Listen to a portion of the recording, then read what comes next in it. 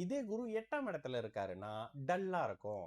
இதே குரு 6ஆம் இடத்துல இருக்காருன்னா குரு தசை கடுமையான நோயை வளர்க்கும். இப்ப நீங்க கேட்ட கேள்விதான், வளர்க்குமா? வளர்க்கும். வணக்கம், நான் உங்கள் விக்கி ப்ரோஸ். நமக்கு ஜோதிட ஞானத்தை வழங்கிய ஆதித்ய குருஜி ஐயா அவர்களுக்கு நமது நன்றிகள். அதே வேளையில் இது ஒரு ஜோதிட விளக்க வீடியோ. விருப்பம் உள்ளவர்கள் தொடர்ந்து பார்க்கலாம். நமது விக்கி ப்ரோஸ் அஸ்ட்ராலஜி சோசியல் மீடியாவை ஃபாலோ பண்ணியிருக்கக்கூடிய அனைத்து தோழர்களுக்கும் நமது நன்றிகள். ஒரு கேள்வி, விக்கி ப்ரோஸ் அண்ணன், 6 8 lot, okay, 6th and 8th house lot இருக்கும் பாவகத்தை கெடுப்பார்கள். பட் 6 8ஆம் லாட் இயற்கை சுபர்கள் ஆகி 3 6 8 12 மறையும் போது அந்த பாவகத்தை கெடுப்பார்களா வளர்ப்பார்களா? ஓகே, என்ன கேக்குறீங்க? 6ஆம் அதிபதி ஒரு லக்னத்துக்கு, இதெல்லாம் லக்னத்துக்கு 6ஆம் அதிபதி 8ஆம் அதிபதி எங்க இருந்தாலும் அந்த பாவகத்தை கெடுப்பாங்களே.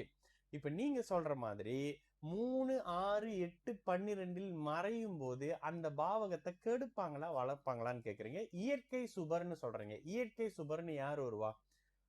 பௌர்ணமி சந்திரன், குரு, சுக்கிரன், புதன், தனித்த புதன் சுபர் அப்படின்னு சொல்லப்படுது. ஓகேங்களா? சரி, இந்த இடத்துல இதுக்கு லக்ன வாரியா தான் நம்ம வரணும். ஒரு உதாரணத்துக்கு எடுப்போமே. சிம்ம லக்னக்காரருக்கு குரு 8ஆம் அதிபதி. ஓகேங்களா? சிம்ம லக்னக்காரருக்கு குரு 8ஆம் அதிபதி. இந்த குரு 8ஆம் வீட்டுல இருந்தாருன்னா 8ஆம் இடத்து பலனை செய்வார். 5ஆம் வீட்டில் இருந்தால் 5ஆம் வீட்டு பலனை செய்வார். லக்னத்துல இருந்தாருன்னா 5ஆம் வீட்டு பலனை செய்வார். ஓகே, ஏன் இங்கதான் இந்த பாவத் பாவக விதி வந்துடும். பாவத் பாவகம் தெரியும்னு நினைக்கிறேன். என்னது? ஒருவேளை சிம்ம லக்னத்துக்கு குரு லக்னத்தில் திக்பலமாக இருந்தால் அவருடைய நெகட்டிவான 8ஆம் வீட்டிற்கு இதுல மறைவாரு. 8க்கு 8ல மறைவாரு, 8க்கு 6ல மறைவாரு. 8க்கு 6ல் மறைஞ்சு குரு அந்த இடத்துல 5ஆம் பாவக பலனை செய்வாரு. அப்ப 5ஆம் பாவக பலன்னா என்னது? அதிர்ஷ்டம், குழந்தைகள், நல்ல தன்மைகள், பேரு, புகழ், லக்னத்துல இருக்காருல்ல, அந்தஸ்து, கௌரவம், இந்த மாதிரியான விஷயங்கள், அதிகாரம் மாதிரியான தன்மைகள், லக்னத்தை தூக்கி பிடிக்கக்கூடிய அமைப்புகள், இதெல்லாம் கொடுத்துருவாரு. இப்போ 8ஆம் வீட்டு பலனை செய்ய மாட்டாரா? இதை எல்லாத்தையும் நகர்த்தி பண்ணுவாரு. ஆனா ஜாதகர் சந்தோஷமா இருப்பாரு. ஓகேங்களா? இதே மாதிரி அமைப்புகள்ல இதே குரு 8ஆம் இடத்துல இருக்காருன்னா டல்லா இருக்கும். இதே குரு 6ஆம் இடத்துல இருக்காருன்னா குரு தசை கடுமையான நோயை வளர்க்கும். இப்ப நீங்க கேட்ட கேள்விதான், வளர்க்குமா? வளர்க்கும். குரு சிம்ம லக்னத்துக்கு 6ல் நீச்சமாக இருந்தால் கடுமையான பலனை செய்வார். லக்னாதிபதி பலவீனமா இருந்தா, லக்னாதிபதி வலுத்திருந்தால் அதே 6ஆம் அதிபதி 8ஆம் இடத்துல இருந்து நோய், தேவையில்லாத விரயங்கள், இடமாற்றம், முதலீடுனால நஷ்டங்கள் மாதிரியான அமைப்புகளை கண்டிப்பாக தருவார். ஓகே, இது ஒரு சுபர். அடுத்ததாக துலாம் லக்னம். இந்த துலாம் லக்னம்னு எடுத்தீங்கன்னா தான் உங்களுக்கு சில விஷயம் புரியும். ஏன்னா துலாம் லக்னத்துக்கு குரு 12ல மறைஞ்சாருன்னா 6ஐயும் பார்ப்பாரு, 8ஐயும் பார்ப்பாரு. அப்ப டபுள் ரிஸ்க்.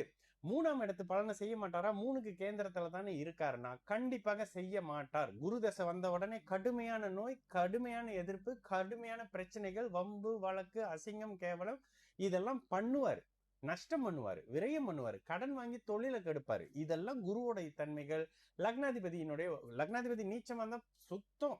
இந்த ஜாதகர் சீக்கு, நோய், அது இதுன்ற மாதிரி பிரச்சனைகள்லயே மூழ்கி போயிருக்கிறாருன்னு அர்த்தம். லக்னாதிபதி உச்சம், பிரச்சனைகள் இருக்கு, கட்டுக்குள்ள இருக்கு, ஆனா குரு தசை படுத்திக்கிட்டு இருக்குன்னு அர்த்தம். ஓகேங்களா? அப்போ நீங்க கேட்ட 2வது சுபருடைய விஷயத்த சொல்லியாச்சு. அடுத்ததாக துலாம் லக்னம் எடுப்போமா? துலாம் லக்னத்துக்கு கடுமையான எதிர்ப்பட குரு தான். ஓகே, இதுல என்ன ஒரு பியூட்டினா, குரு 8ல இருந்தாலும் அவருடைய 2 வீட்டுக்கும் கேந்திரத்துல தான் இருப்பாரு, 11ல இருந்தாலும் கேந்திரத்துல தான் இருப்பாரு. ஆனால் 11ஆம் இடத்துல இருக்கும் பொழுது அவரு நல்ல பாவகங்களான 3ஆம் இடத்தை, 5ஆம் இடத்தை, 7ஆம் இடத்தை பார்ப்பாரு. ஓகேங்களா? 11ல இருந்தா 5 பார்ப்பாரு, 3 பார்ப்பாரு, 7ஆம் இடத்தை பார்ப்பாரு. அப்போ ரிஷப லக்னம்னு வரும்போது குரு சுபர். அப்ப இந்த இடத்துல அவர் 11ஆம் இடத்துல இருக்கும்போது நல்ல பலனை தருவாரு. சரி, இப்ப நீங்க சொல்ற நட்பு ஸ்தானத்துல பலன்களை மறைகிறாரு செவ்வாயுடைய வீட்டுல என்னும் பொழுது கண்டிப்பாக 8 12ஆம் பாவகத்தை தொடர்பு படுத்தி 8ஆம் 6ஆம் பாவகத்தினுடைய நெகட்டிவ் பண்ணுவாரு.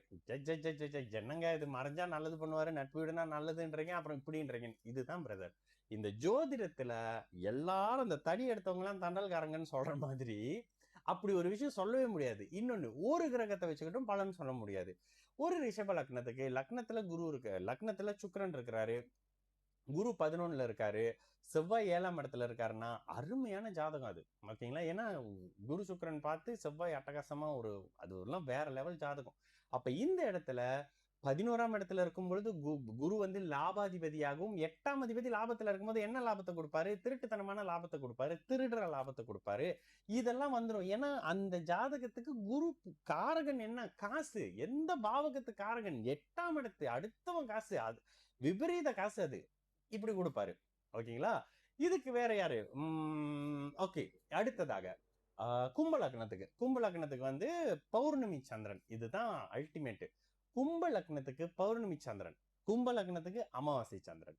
கும்ப லக்னத்துக்கு அமாவாசை சந்திரன் எங்க இருந்தாலும் லக்னத்துல இருந்தா கூட லக்னத்தை கெடுப்பார். கண்டிப்பாக கெடுப்பார். இவர் 3ல மறையலாமா? மறையலாம். ஒளியா 3ல மறைஞ்சாருன்னா ரொம்ப நல்லது. ஏன்னா ஒரு 9ஆம் இடத்தை சுபராகி பார்ப்பாரு. ஓகே. 4ல உச்சமா இருக்கலாமா? உச்சமாக இருக்கக்கூடாது, தாயார பாதிப்பாரு. 6ல இருக்கவே கூடாது, ஒளியாக இருந்தாருன்னா கடல் தாண்டி கொண்டு போவாரு. 8ல இருக்கலாமா? 8ல இருக்கலாம்.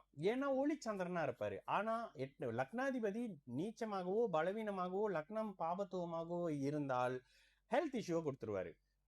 வேற எங்க இருக்கலாம்? உண்மையிலேங்க கும்ப லக்னத்துக்கு மறைவு ஸ்தானத்துல நட்பு வீட்டுல இருக்கலாம் அப்படின்னா உண்மையிலேயே 3ஆம் இடம் அட்டகாசமான இடங்க. அதை தாண்டினா உபஜயஸ்தானமான 11ஆம் இடம் குருவோட வீடு. உண்மையிலேயே அந்த இடத்துல நல்ல தன்மையை செய்வாரு. பெரிய கெடுதல் அமைப்புகள்லாம் பௌர்ணமி சந்திரனாக இருக்கிற பட்சத்துல செய்ய மாட்டாரு. அடுத்து மகர லக்னம் வச்சுக்கோமா. மகர லக்னத்துக்கு லக்னத்தின் யோகரான புதன் தான் கடுமையான 6ஆம் அதிபதி. ஓகேங்களா? சூரியனை விட கடுமையாங்கன்னு கேட்டீங்கன்னா 6ஆம் பாவகத்தை தொடர்பு கொண்டுட்டாரு அப்படின்னாக்கா அவர் கடுமையான பலனை செய்வாரு. 6ஆம் பாவகத்தை அவர் தொடர்பு கொள்ளக்கூடாது அப்படின்னா எப்படி இருக்கலாம்? லக்னத்துல திக்பலமா இருக்கலாம். ஓகேங்களா? லக்னத்துல திக்பலமா இருக்கலாம். 3ல இருந்து 9 பார்க்கலாம், இல்ல 9லே இருக்கலாம். இதெல்லாம் இந்த நல்ல தன்மையை மகர லக்னத்துக்கு கொடுக்கும். 12ல போய் மறைஞ்சு அவருடைய 6ஆம் பாவகத்தை பார்த்தால் உண்மையிலேயே அந்த மாதிரி இருக்கிறவங்கள பாருங்க, கஷ்டத்துல இருப்பாங்க, நஷ்டம் அடைவாங்க, தேவையில்லாத அந்த கேம்பிளிங் மாதிரியான விஷயத்துக்குள்ள போய் ஒரு மாதிரி டல் அடிப்பாங்க. இதெல்லாம் இருக்கும்.